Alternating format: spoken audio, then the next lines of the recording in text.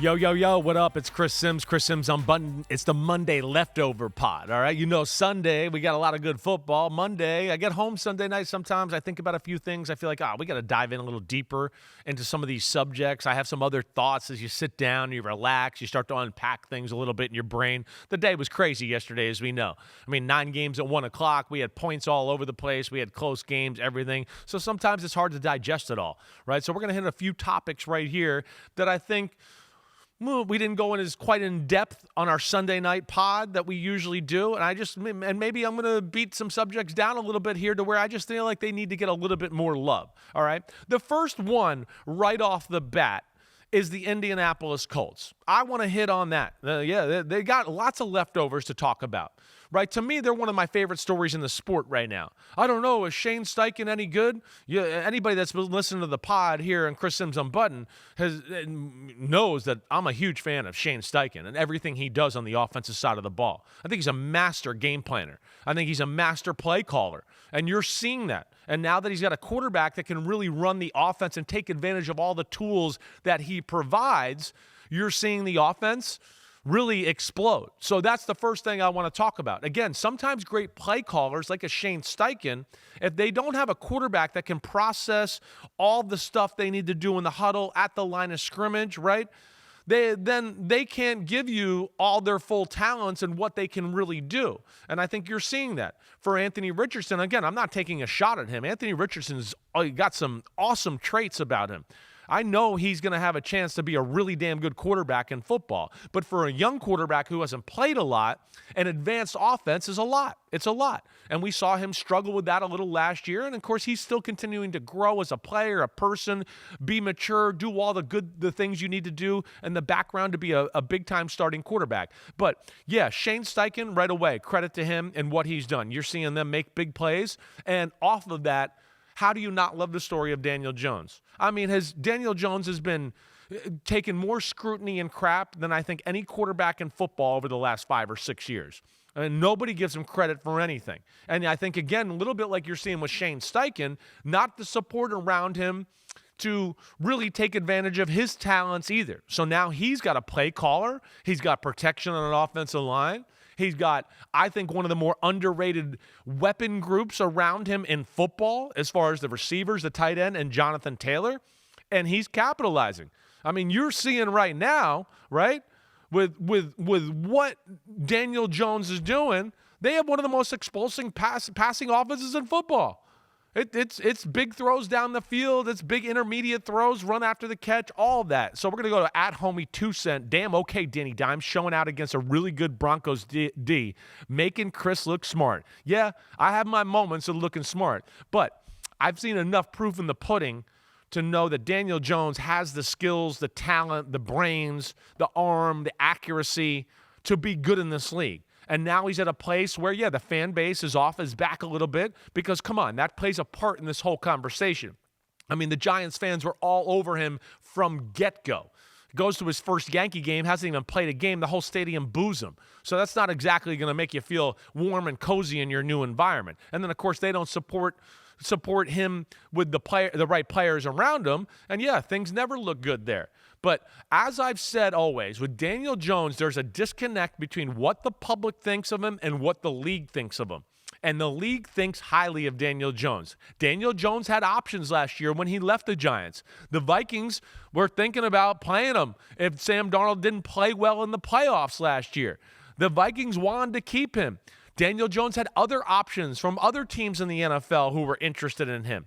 So there's a guy here that's got talent. He's big as hell. He's bigger than you realize. He's got a real good arm. I'm not going to sit here and tell you it's a laser arm, but it's a real good arm, and the ball goes where it's supposed to go a lot. I'm loving the Daniel Jones story because I love any story like a Sam Darnold, a Geno Smith, a Baker Mayfield, a Saquon Barkley, where everybody gets on the player in the greatest team sport in all of the world, But yet all of a sudden in those type of situations, we just blame one guy. And that's not fair. As we know, you got to have some other things around you. All the greats of all time have had pieces around him. Oh, Joe Montana was good? Really? Oh, yeah, really? Oh, that's right. Yeah, John Taylor, Jerry Rice, one of the greatest play callers ever. Oh, that's right. Oh, Peyton Manning was good?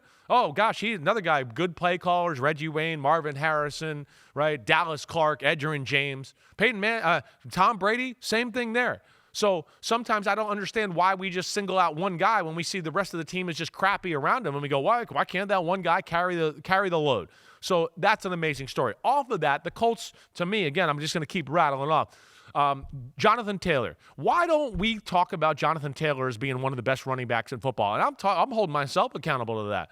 I think a lot of times we get in this conversation, and he kind of gets overlooked. He's one of the few guys in the sport that can take the ball 70, 80 yards to the house from anywhere he's in on the football field. He can run tough between the tackles. He catches the ball out of the backfield like we saw against the Denver Broncos yesterday. So that just another reminder, too, I guess, is when a team doesn't do well, sometimes we forget about some other players that are really top-notch, as good as it gets at that position, and we don't quite give them the credit there. But when it comes down to running backs right now, Jonathan Taylor deserves to be in that conversation with the elite guys in the game. He's a game-changing running back. Over 200 yards of total offense, right, yesterday. Once again, I like to see that story. I root for Jonathan Taylor. All right, the other one is Lou Anarumo. Lou Anarumo, defensive coordinator. This is a whole story of like, hey, the NFL, you need some help. Guys, coaches, they can't do it all themselves. Lou Anarumo, he can't coach defense. He's no good. Well, maybe the Bengals personnel is a problem. I mean, maybe it's just not that great. I mean, we've seen Lou Anarumo have moments of being a top-notch game plan defensive play caller there. Yeah, it didn't go well last year in Cincinnati, but I don't know where you're going to look at Cincinnati last year on defense and go, oh, they really messed up. They were really awesome at this spot or that spot. No, it didn't match up. Now he's with the Indianapolis Colts, and I'm not trying to sit here and tell you the Colts defense is a bunch of world beaters, but it's better than the Cincinnati Bengals. They got some big people up front. They have pass rushers. They're pretty good at the second level at linebackers. And the secondary, it's a bunch of good players there too. So you're, again, like we see with Daniel Jones and Shane Steichen and Jonathan Taylor, it goes the defensive coordinator, same thing. Got the players, got the pieces around him. Now he can show all that he has to offer as a defensive coordinator, and that's showing. At Bernardo Banos, the Colts won again. Is the red zone efficiency the one thing that keeps the team from winning the division? Is it on Shane Steichen or Jones? Yeah, I know they had to settle for some field goals yesterday. I get that. That's a Denver defense that's pretty damn good. And let's not forget, one of those drives where they settled for a field goal, ball over the middle, I think Michael Pittman Jr. could have caught it. I think Daniel Jones could have thrown it better. Both can be true. The ball was a little low. I felt like Michael Pittman on a shallow cross kind of faded away from it. So they're still working out kinks there too. I think the red zone efficiency will come. All right, one thing at a time there, all right, Bernardo Banos. We're happy to see them moving the ball. They are putting up points. They're one of the more explosive passing offenses in football through 2 weeks. So that last part, it's not always easy to get down in there in the red zone and score touchdowns. I think they'll find their way. All right, at T-Bone 373, please give us Broncos country some type of assessment on what Sean Payton could do better within the scheme of calling plays. We have the players. He's just in a bad play calling flow from my point of view. The team and the players are solid. Feels like they're being held back a little. Well, I don't know if I all the way agree with that. Yeah, have they met expectations through 2 weeks? Maybe not. But I think that there's two things we got to take into account here. All right. One, first week they played the Tennessee Titans. The Tennessee Titans are pretty good. Week 1 is always a little crazy, as is. Bo Nix was a little loose and too aggressive with the football. I think that cost him a little bit. We saw him throw an interception again yesterday to Cam Bynum and be a little off target there. I like where the Denver Broncos offense is going. I think the thing we need to see is continue in the run game. I expected maybe a little more R.J. Harvey and big plays out of the run game, even though Dobbins had a few moments yesterday. Bo Nix is still young. Let's hang in there.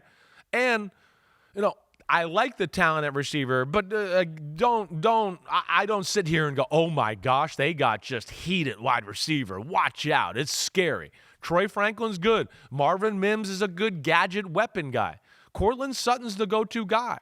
But Lou Anarumo and the Colts took him away yesterday. He was non-existent, and that's what we got to see with the Denver Broncos, is who can be that consistent number 2 target off of Courtland Sutton for them to be a high-flying, potent offense. Either way, they get the win. Yeah, they might have got a little lucky, or they got the loss, They got a little unlucky with the missed 42-yard field goal. They misspoke there, right? They had their chances to kind of control this football game, the Denver Broncos. But the Colts, let's not forget it. I think they're a little bit better than the public realizes. They're one of those teams that the homies will tell you. When we were in training camp, I was like, I like a lot of things about the Colts. I don't know if I got the guts to pick them in the playoffs. I wish I did, because I'm certainly liking what I see from them right now. Yo, homies, it's time to watch some games. That's right. We're on to the NFL season here with Chris Simms Unbuttoned. Hit subscribe to get our weekly picks, Sunday night recaps after every game, and much, much more. Thanks for watching.